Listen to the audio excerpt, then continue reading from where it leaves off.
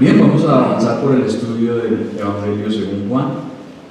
Estamos en el capítulo 19, versículo 28.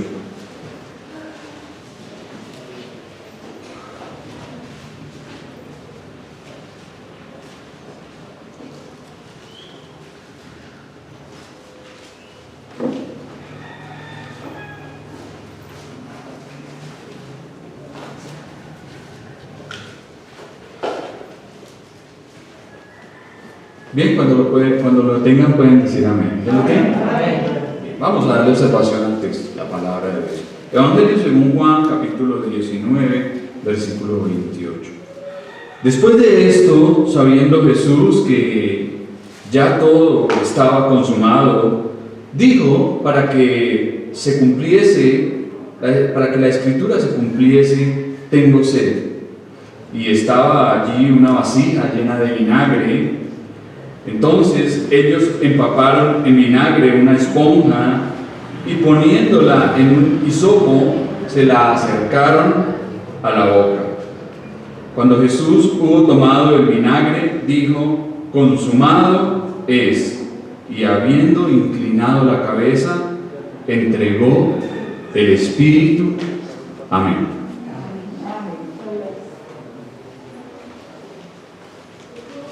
En el contexto observamos que nuestro Señor ya estaba allí en la cruz del Calvario, después de haber sido enjuiciado, después de haber sido azotado, y estando allí observó a María. Dijimos que habían allí 4 mujeres, 3 Marías y otra mujer llamada Salomé. Y estando allí, nuestro Señor observa a María, su madre, y a Juan, su discípulo, y dice: mujer, he ahí a tu hijo, hijo, he ahí a tu madre. Y observamos también que el texto dice que desde aquella misma hora Él la recibió en casa. Es decir, que Juan se hizo cargo de María. Decíamos que, en otras palabras, nuestro Señor le estaba diciendo: te encargo a esta mujer. Y hablábamos de la importancia que debe tener el hecho de que los hijos se encarguen de sus padres, de cuidarlos, de honrarlos como la palabra de Dios lo enseña. Qué importante es. Aún Jesús, en el último momento de su vida, se preocupa por aquella mujer y la encarga a su más fiel y amado discípulo Juan. Ahora, como observamos en el versículo 28, dice: después de esto, sabiendo Jesús que ya todo estaba consumado, dijo, para que la escritura se cumpliese: tengo sed. Luego que nuestro Señor hubo encomendado a su madre María, a Juan, en un intervalo breve, dijo: tengo sed. Se entiende que Jesús pronunció estas palabras en este orden. Primero, petición de perdón por los enemigos. ¿Cuál sería esa palabra? Perdónalos porque no saben lo que hacen. Padre, perdónalos porque no saben lo que hacen. Segunda, promesa al ladrón penitente. ¿Cuál fue? Estarás conmigo. De cierto te digo que hoy estarás conmigo en el paraíso. El encargo de su madre al discípulo amado. Hijo, he ahí a tu madre. 4. La exclamación de desolación.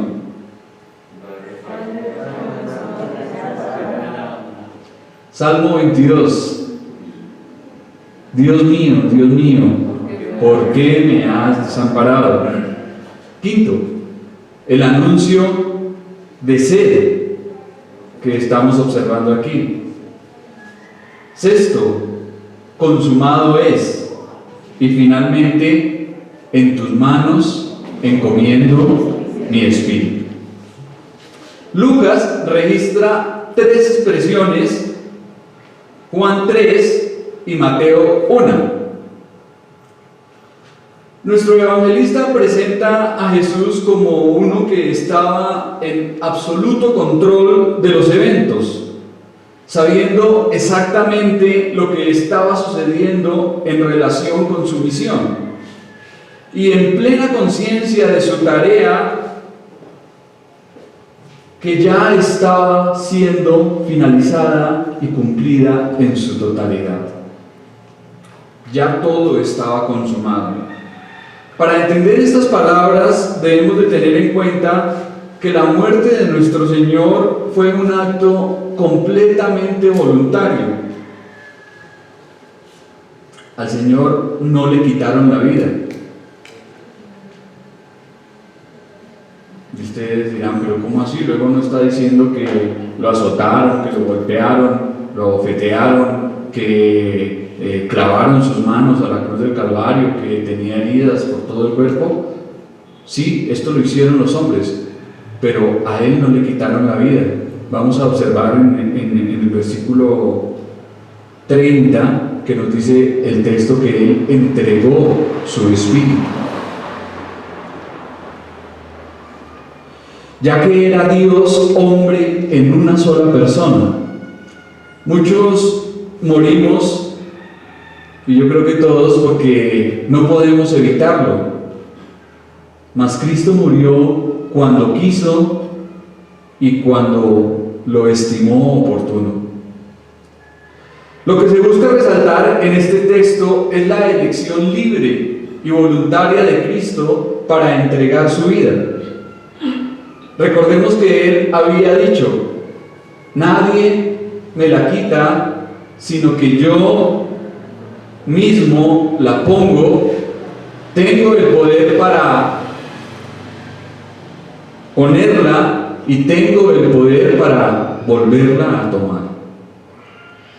Entonces el pasaje debe parafrasearse así: después de esto, siendo Jesús consciente de que todo lo que había venido a hacer al mundo se había cumplido ya, y de que su muerte debió ser tan pública como fuese posible, dirigió las últimas palabras que tenía previstas a la muchedumbre congregada, y con ellas así cumplir la Escritura.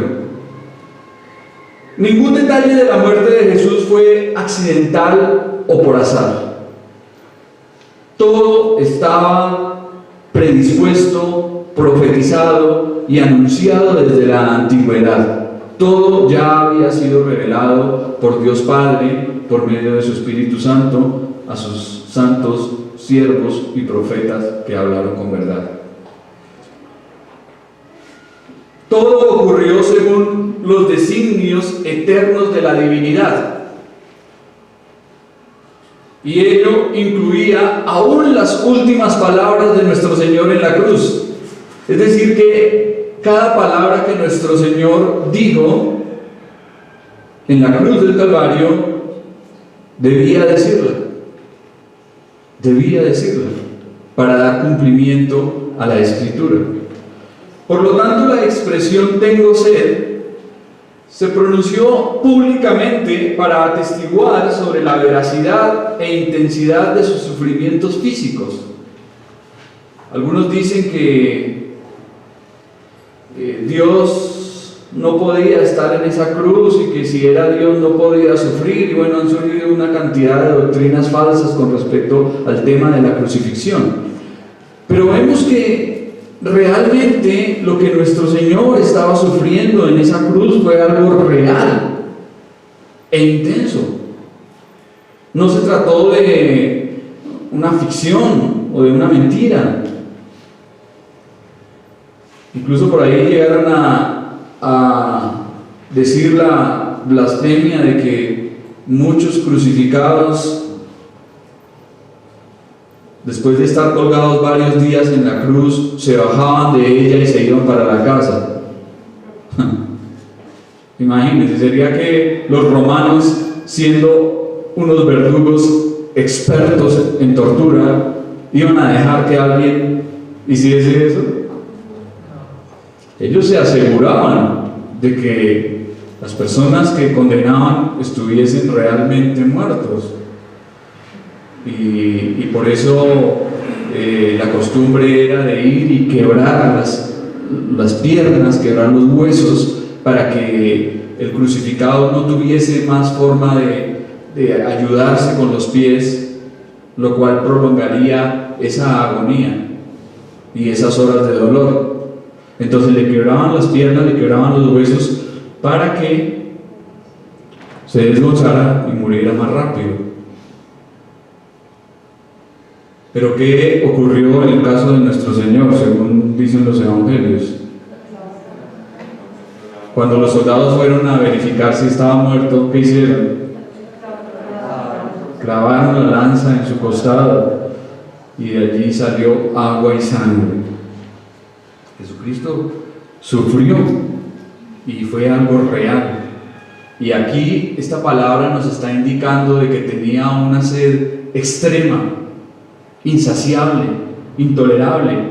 Ya explicábamos que por la pérdida de líquidos se producía una deshidratación y una fiebre traumática, de modo que la sed se intensificaba. Ahora se encontraban a plena luz del sol al mediodía. Imagínense. Cristo sufrió y soportó de una sed intolerable a fin de que nosotros pudiéramos beber del agua de vida para siempre y no volver a tener sed jamás. ¿Recuerdan lo que nuestro Señor le dijo a la mujer cuando hablábamos allí de la samaritana en los primeros capítulos de este evangelio? ¿Cuál fue la respuesta de nuestro Señor a la mujer samaritana? ¿Qué le dijo? El que bebiere de esa agua volverá a tener sed, mas el que bebiere del agua que yo le daré no tendrá sed jamás, sino que será en él una fuente para vida eterna. Cristo sufrió una sed indescriptible. Dice el Salmo que su lengua se pegó a su paladar literalmente, para que nosotros no tuviésemos más sed nunca jamás. ¿Recuerdan que cuando se habla de los tormentos en el Hades se representan con una sed intensa? ¿Cuál era el clamor de aquel hombre que se encontraba en el Hades a Abraham?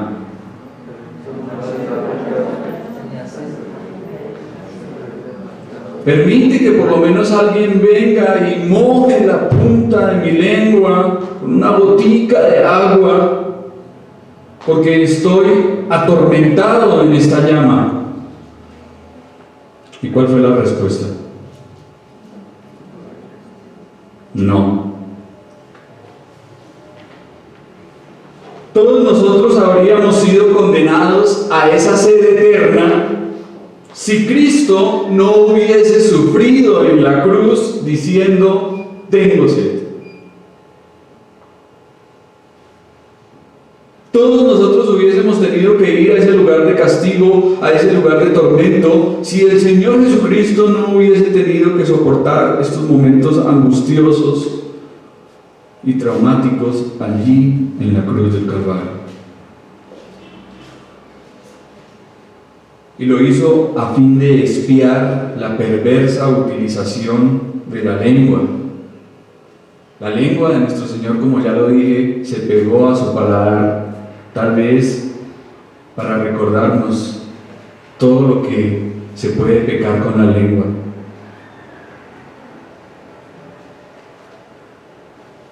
¿Cuántos pecados surgen a través de la lengua? Mencionemos algunos. Mentira, murmuración, blasfemia, calumnias, insultos, malas palabras, cosas deshonestas. Es demasiado lo que se puede pecar con la lengua. Y tal vez Cristo sufrió todo esto a fin también de expiar ese pecado que los hombres cometen constantemente con sus bocas.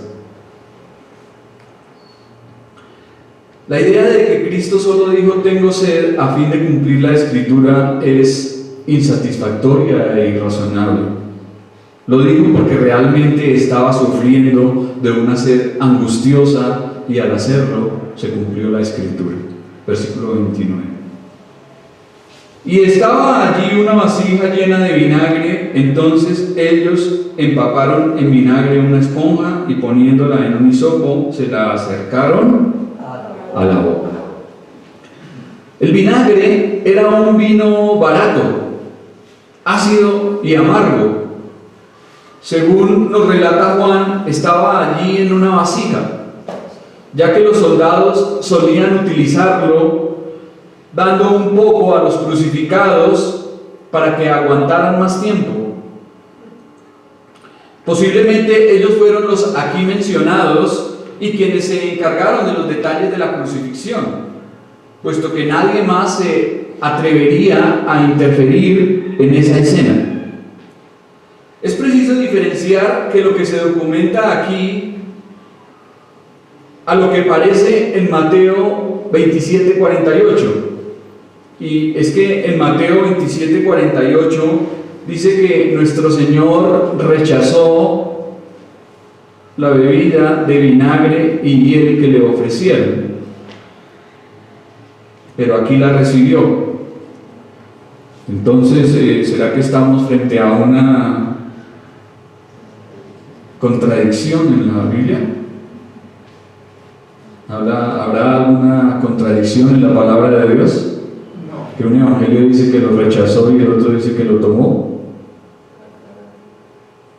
No. Lo que ocurrió fue que en el evangelio de Mateo nos narra el acontecimiento de unas mujeres de Jerusalén que le dieron al Señor vinagre con hiel. Y al parecer esto era una bebida narcótica, por lo cual nuestro Señor rehúsa en aceptarlo,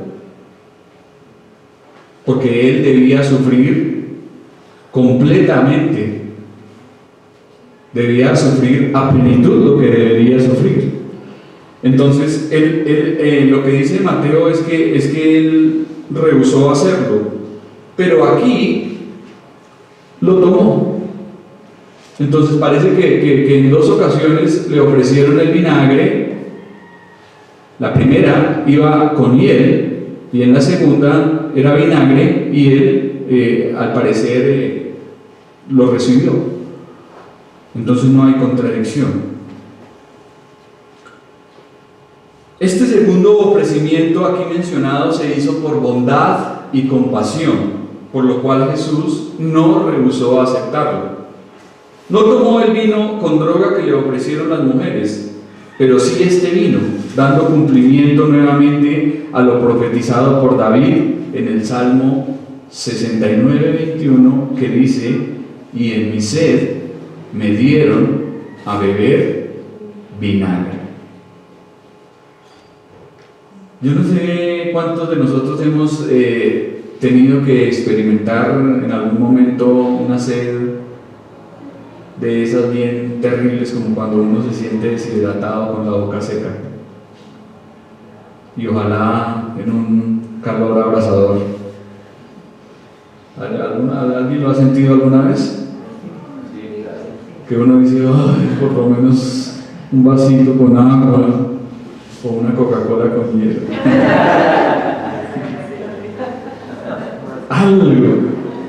algo. La sed es algo bien difícil de llevar. Imagínense que en medio de esa sed tan insufrible le dan algo amargo. El hisopo era posiblemente la planta llamada alcaparra, que echa unas ramas de entre 60 y 90 centímetros de largo. Una esponja empapada de vinagre y colocada en la punta de una rama era de lejos la manera más adecuada y fácil de ofrecer la bebida a alguien cuya cabeza se encontraba a unos 2 metros de altura y cuyas manos no podían sostener un vaso con líquido, porque estaban clavadas a la cruz. Entonces, esta forma de dar de beber seguramente era lo más práctico, ¿no? Una esponja empapada, se la acercaban en una rama al crucificado allí para que tomase o bebiese. El crucificado podía absorber algo de líquido de una esponja empapada y así sentir cierto alivio para esa sed que estaba soportando. Algo que podemos observar aquí es que aún los hombres más perversos, aún los hombres más toscos y duros, tienen atisbos de compasión. Aún en las personas más despiadadas, como lo eran estos verdugos romanos, se puede ver que había algo de compasión por los reos, por los condenados. Nuestro evangelista sigue con su énfasis en el cumplimiento de la Escritura. Las ramas de hisopo estaban asociadas con las imágenes de la Pascua. Al parecer era la misma planta que se utilizaba por las tardes con la sangre de los corderos para hacer la aspersión de su sangre en las puertas y en los dinteles. Entonces, con la misma rama que se ofreció una bebida amarga a nuestro Señor agonizante y moribundo, se hacía aspersión de la sangre de los corderos pascuales sacrificados. Cristo debió sentir toda la amargura del sufrimiento causado por el pecado para ofrecernos la dulzura del perdón otorgado por su sangre.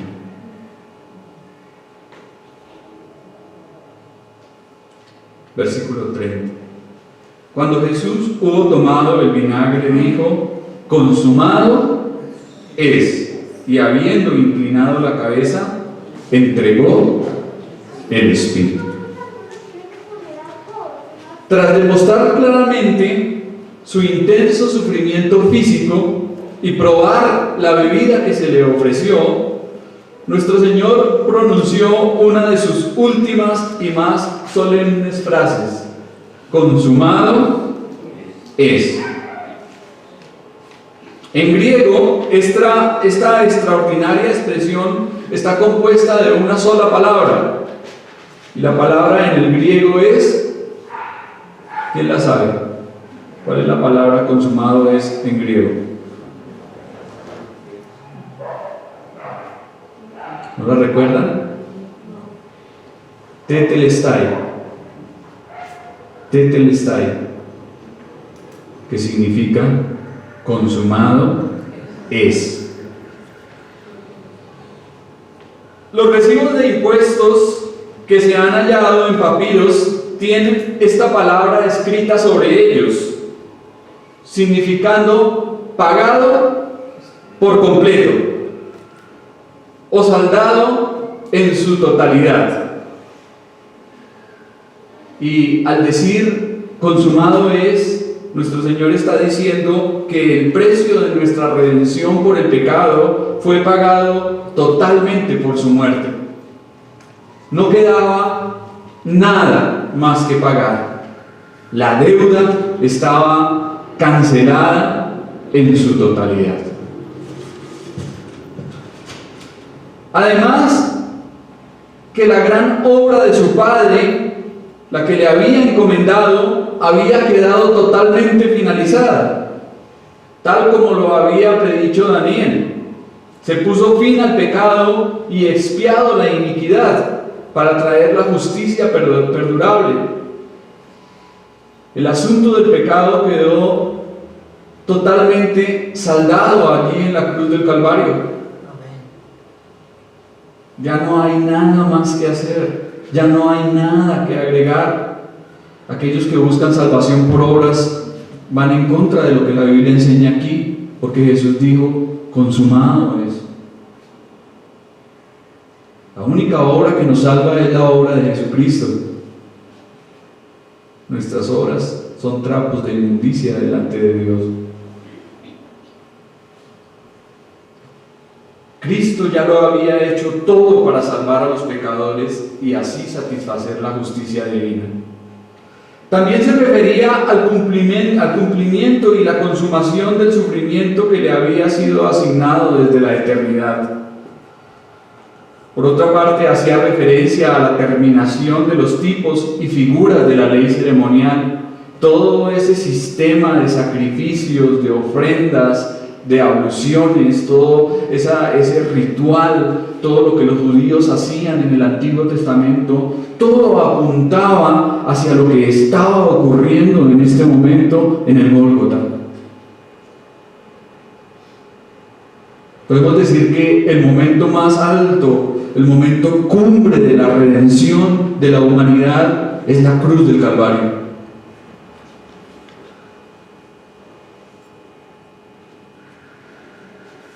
Finalmente el sacrificio perfecto se ofreció y ya no había necesidad de más sacrificios ni ofrendas por el pecado. Cada año los sacerdotes, los sumos sacerdotes en el templo debían presentar animales, presentar víctimas, ir al lugar santísimo con la sangre de esos animales, de esos corderos y de esos machos cabríos, hacer expiación por el pecado. Pero ahora nuestro Señor Jesucristo, siendo el Cordero de Dios que quita el pecado del mundo, ha derramado su sangre una sola vez y para siempre, para limpiar la maldad de todas las personas, para salvarnos de nuestro pecado. Cuando los sacerdotes en el templo hacían la aspersión de la sangre, luego de realizar los sacrificios, decían, consumado es, tetelestai. Cristo, nuestro gran sumo sacerdote, ya podía decir a plenitud que el sacrificio se había ofrecido, que estaba totalmente completado y acabado, que había culminado y no había nada más que hacer ni agregar. Ya que todas las demandas de la santa ley de Dios se respetaron y cumplieron a perfección. Alguien dijo sabiamente, si nuestro Señor hubiese dejado un solo céntimo sin pagar, si tan solo una mínima parte hubiese quedado sin pagar, ¿qué habría sido de nosotros? ¿Qué habría sido de nosotros? Habríamos pasado la eternidad en el infierno. En último lugar, Jesús quería decir que sus sufrimientos habían terminado y su larga vida de dolor y contradicción de pecadores, todo ese intenso sufrimiento ya había tocado fin. La tormenta había pasado y lo peor estaba quedando atrás. La copa del sufrimiento que se le había dado había sido bebida hasta la última gota y en su totalidad.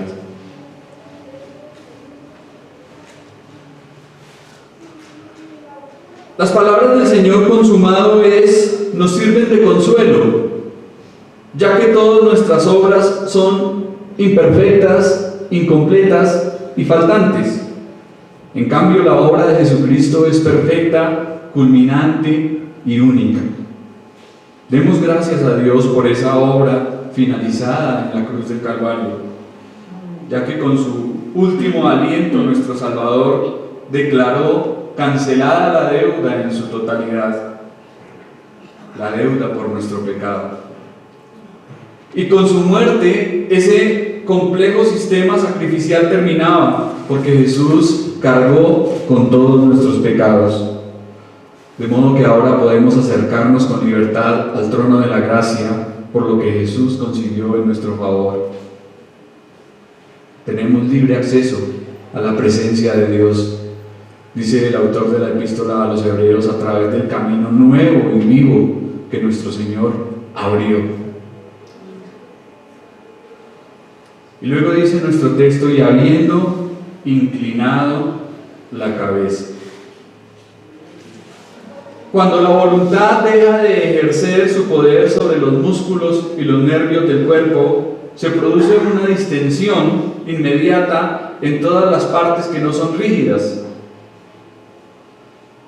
es decir, en los músculos, en los tejidos blandos, en los tendones.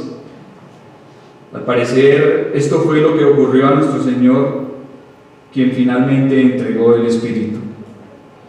Y esta es la única ocasión en toda la Biblia en que se utiliza esta expresión con respecto a alguien moribundo, lo cual denota un acto voluntario. Entregó su espíritu por su propia voluntad. Justo después de decir consumado es, puso su espíritu en manos de Dios Padre.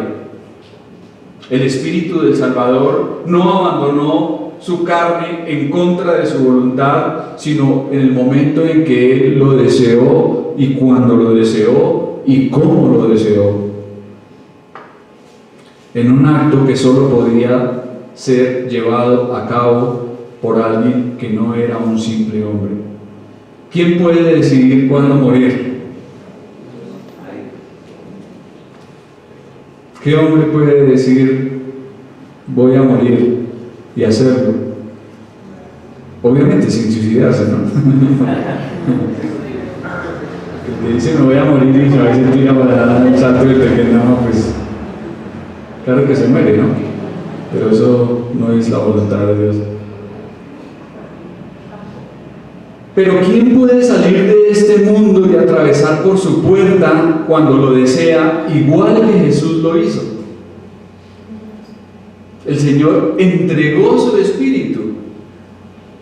Por supuesto, no podemos elegir el momento de nuestra partida al igual que Él lo hizo. Sin embargo, debemos esforzarnos en poner nuestras almas en manos de Dios cuando llegue nuestra última hora. No sabemos cómo vamos a partir de este mundo, pero podemos confiar en que en esos últimos momentos podemos encomendar nuestras almas al fiel Creador. Y por encima de todo, jamás olvidemos al leer sobre la muerte de Cristo, que murió por nuestros pecados, siendo nuestro sustituto, que su muerte es nuestra vida y que Él murió para que nosotros vivamos. Amén. Cristo murió para que nosotros viviéramos, para darnos vida y vida en abundancia. Los que confiamos en Él viviremos para siempre, a pesar de ser pecadores, porque el inocente murió por los culpables y la deuda fue cancelada en su totalidad. La vida, los milagros y la predicación de Cristo hubiesen sido en vano si Él no hubiese muerto por nosotros. Realmente la salvación fue por medio de su muerte. Él debía morir. Y esto es lo que ocurre acá. Cuando Jesús entregó el Espíritu, se produjo el acontecimiento más tremendo que el mundo haya visto. A pesar de que la multitud irreflexiva que estaba allí alrededor de la cruz solamente vio la muerte de un supuesto criminal, a los ojos del Padre se había llevado a cabo por fin el pago prometido por el pecado del mundo. Lo que Dios había dicho desde el comienzo, lo que Dios había destinado en su soberana voluntad desde el principio, se estaba llevando a cabo.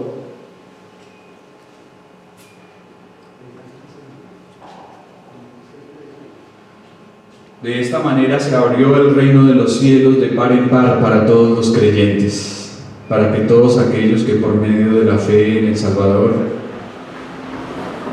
puedan llegar a ser hijos de Dios y de esa forma recibir la vida que tenemos en Él.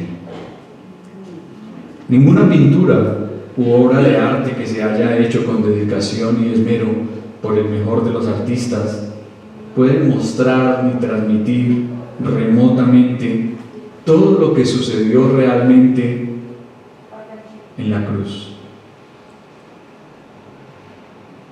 Fueron muchas cosas las que pasaron allí, y gracias a Dios por todo esto, porque si no hubiese sido de esa forma, como ya lo dije, no tendríamos salvación, continuaríamos en nuestros pecados y en nuestro pecado.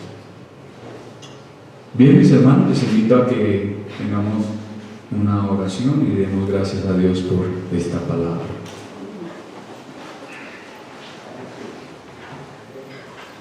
Padre amado, te damos gracias, bendito Señor, el Rey del cielo, porque fue por medio de tu muerte, Señor, que nos has dado vida, la muerte de tu Hijo.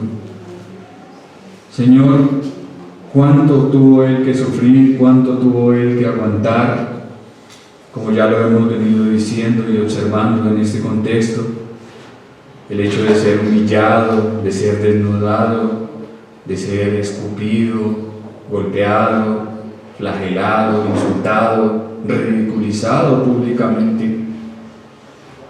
Cuánta amargura, cuánto odio, cuánto desprecio tuviste que soportar, Señor, para que nosotros podamos ser recibidos, para poder llegar directamente al trono de la gracia.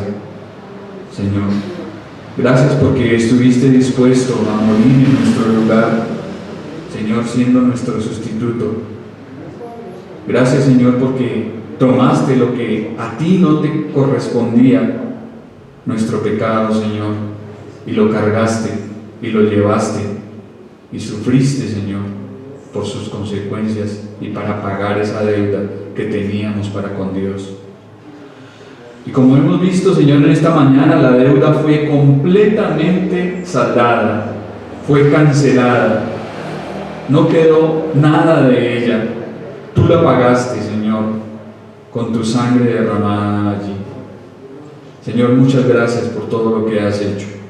Muchas gracias, Señor, porque solamente podemos recibir la vida, Señor, que tú nos das por medio de la fe en ti, Señor.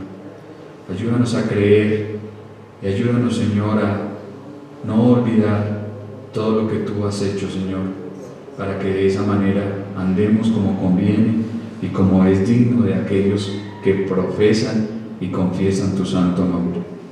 Te damos muchas gracias, Señor, por todo.